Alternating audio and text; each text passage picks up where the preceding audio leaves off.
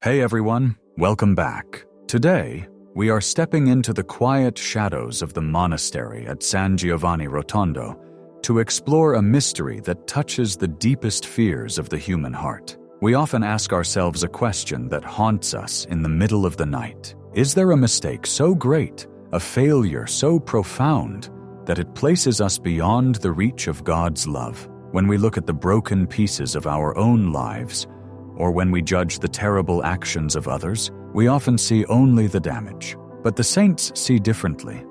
Today we are going to share a profound and rarely spoken account from the spiritual life of Padre Pio. It is the story of a vision he received, a vision of a mother who had committed an act that society considers unforgivable, the abandonment of her own child. But as we walk through this story together, you will see that what Padre Pio witnessed was not a scene of condemnation, but a revelation of the hidden anatomy of a human soul. We are going to discover what happens when the darkest regret meets the blinding light of divine mercy. We will see, through the eyes of this great saint, that behind every sin lies a story of pain, and that no story is too broken for God to rewrite.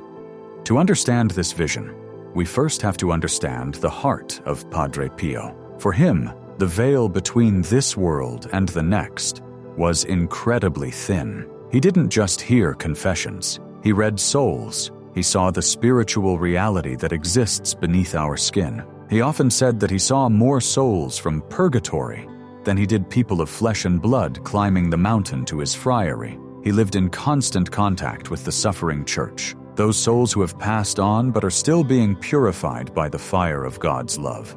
The story begins late one evening in the choir of the old church. The friary was silent, wrapped in the deep stillness of the Italian countryside. Padre Pio remained behind after the other friars had retired to their cells. This was his time. This was the hour when he would kneel before the Blessed Sacrament, bearing the physical pain of the stigmata in his hands and feet, and the spiritual weight of the thousands of prayer requests he received daily.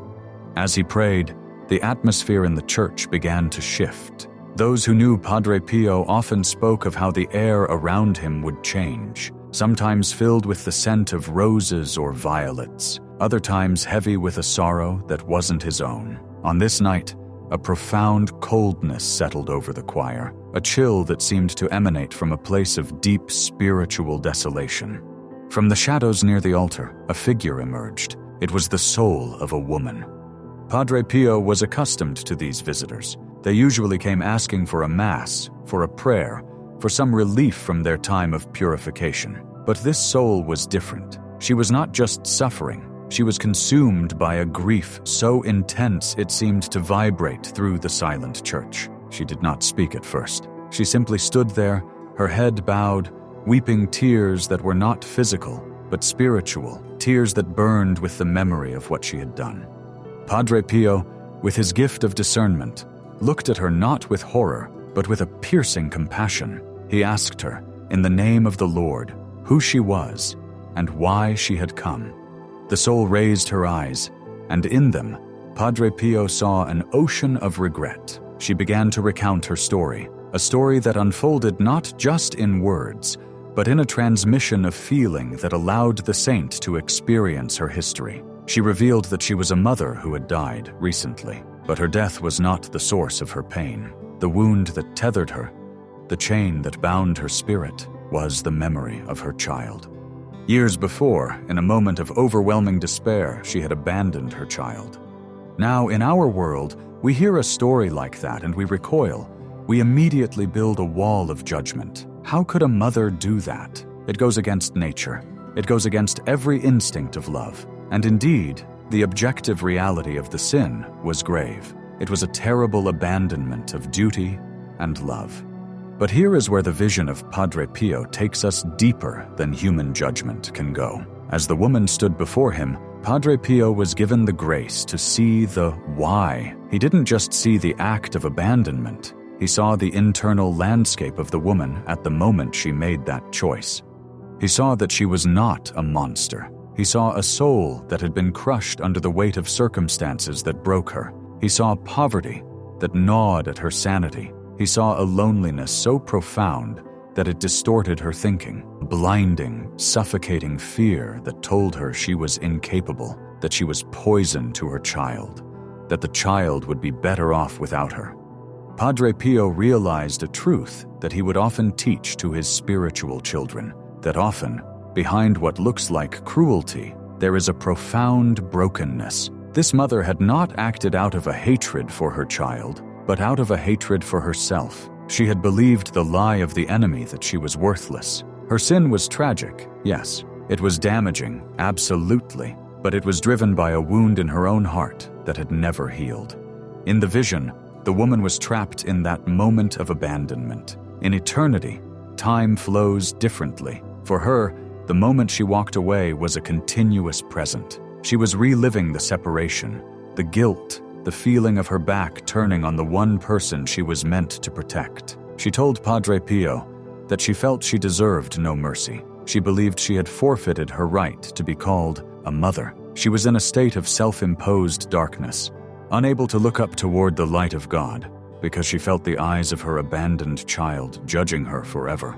This is a state many of us know, even if our sins are different. We get stuck in a moment of failure. We define our entire existence by the worst thing we have ever done. We tell ourselves that God can forgive the small things, but not this, not the betrayal, not the abandonment. But as the woman wept her confession to the saint, the vision shifted. The mercy of God, which is never static, began to move. Padre Pio, moved to tears by her plight, began to pray. And as he prayed, another figure appeared in the vision. It was a being of immense light and gentleness, the woman's guardian angel. The angel did not come with a sword of punishment. He came with a message of truth. The angel approached the trembling soul of the mother and spoke to her, not with words of condemnation, but with a revelation that shattered her despair. The angel showed her the child, but he didn't show her a child who was ruined. He didn't show her a child who was consumed by hatred for her. He showed her the spiritual reality of her child's heart. The angel revealed that the child, though they had suffered the pain of abandonment on earth, had been given a special grace by God. The child had been protected by the Father of orphans. And then came the revelation that made Padre Pio weep openly in the choir. The angel told the mother, "Your child forgives you." More than that, the angel revealed that the child had been praying for her. The very person she thought she had destroyed was the instrument God was using to save her. The child's prayers, offered in confusion and pain on earth, had been transmuted by God into pure love in the spiritual realm. The child did not want vengeance. The child wanted her mother to be whole. This is the miraculous economy of God's kingdom. On earth, we think in terms of transaction. You hurt me, so I hurt you. You owe me a debt. But in the eyes of God, and in the hearts of those touched by His grace, the response to deep wounding can be deep intercession. The mother, hearing this, could barely comprehend it. How could she be forgiven? She had failed in her primary duty. Padre Pio, intervening in the vision, spoke to her spirit. He told her what he told so many penitents in the confessional. The mercy of God is infinitely greater than your malice. He explained to her that her sin, as dark as it was a drop of water in the furnace of God's love. The only thing keeping her from peace was her refusal to accept that she could still be loved.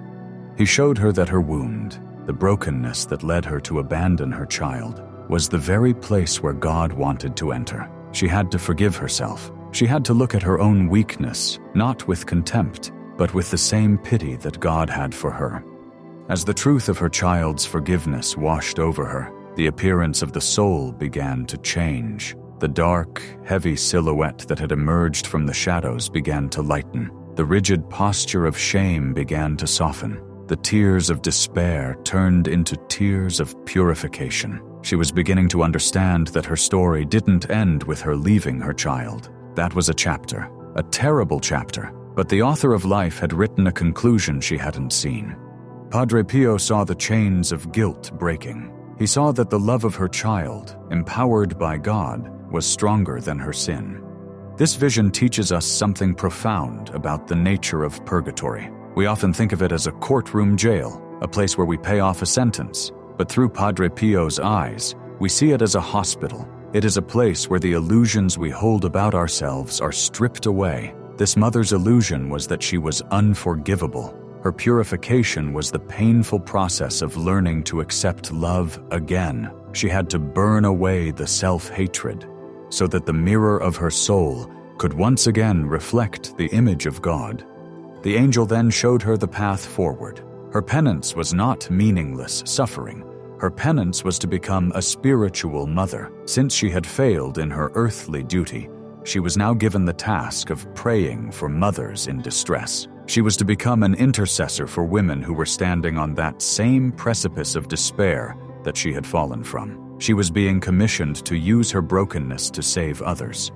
This is the redemptive power of God. He doesn't just wipe the slate clean. He recycles the ruins. He takes the debris of our failures and builds a foundation for new grace. The woman who had abandoned her child was now being called to spiritually adopt the abandoned, to pray for the strength of mothers who felt they couldn't go on. Padre Pio watched as the soul, accompanied by her guardian angel, began to ascend from the darkness of the choir floor. She was not yet fully in heaven. There was still much healing to undergo, but the despair was gone. The hell she was living in, the self-imposed isolation, had been broken by the revelation of love.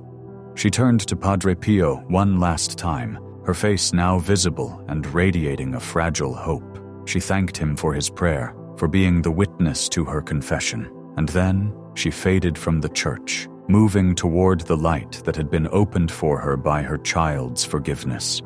Padre Pio remained alone in the church, physically exhausted, but spiritually ablaze. He spent the rest of that night in prayer, offering his own sufferings for that mother and for her child. So, what does this vision mean for us today? Why are we retelling this story now? We live in a world that is quick to cancel, quick to judge, and slow to forgive. We look at actions, abandonment, betrayal, addiction, anger, and we label people. We say, that is a bad person. We freeze them in their worst moment. But this story invites us to put on the glasses of Padre Pio. It invites us to believe that behind every person who hurts others, there is a person who is hurting. It challenges us to consider that even the sins that seem most unnatural, like a mother leaving her child, are often born out of a fear so crippling that it blinds the soul.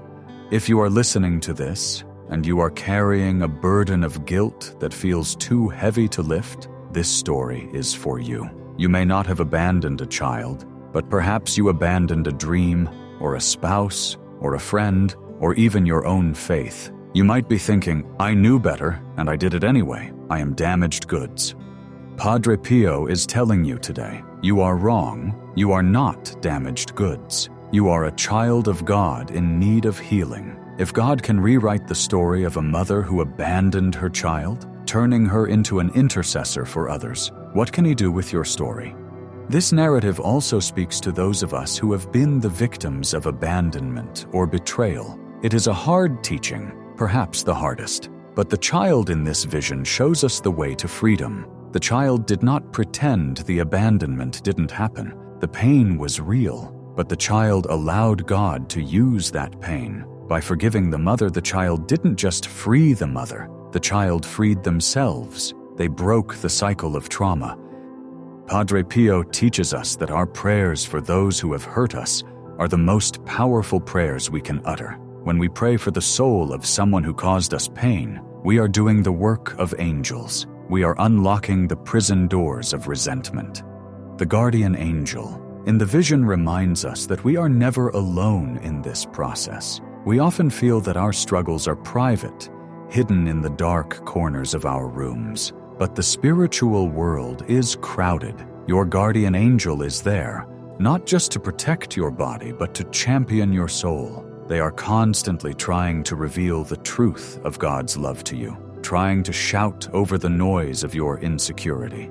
As we reflect on this, let's remember that purgatory is real, but it is not a place to fear. It is the place where love wins. It is the place where the mother learned she was still a mother. It is the place where the broken bonds of earth are retied with the golden cords of heaven. Padre Pio once said, "Pray, hope, and don't worry. Worry is useless. God is merciful and will hear your prayer." He wasn't speaking in platitudes. He was speaking from experience. He had seen the worst of humanity, and he had seen the triumph of God over it. So, whatever abandonment you are facing today, whether you are the one who left or the one who was left behind, bring it to the altar. Visualize yourself in that quiet church with Padre Pio. See him looking at you, not with judgment, but with that deep, piercing compassion. Hear him tell you that your story is not over. The mother in the vision found her way home, not because she was perfect, but because she finally allowed herself to be loved in her imperfection. The wound became the entry point for the light. Let this be a reminder to us all. No one is beyond the reach of prayer. No one is too far gone. The bridge between despair and hope is built with the stones of mercy. And sometimes the very person we think we have lost forever is the one praying us into heaven.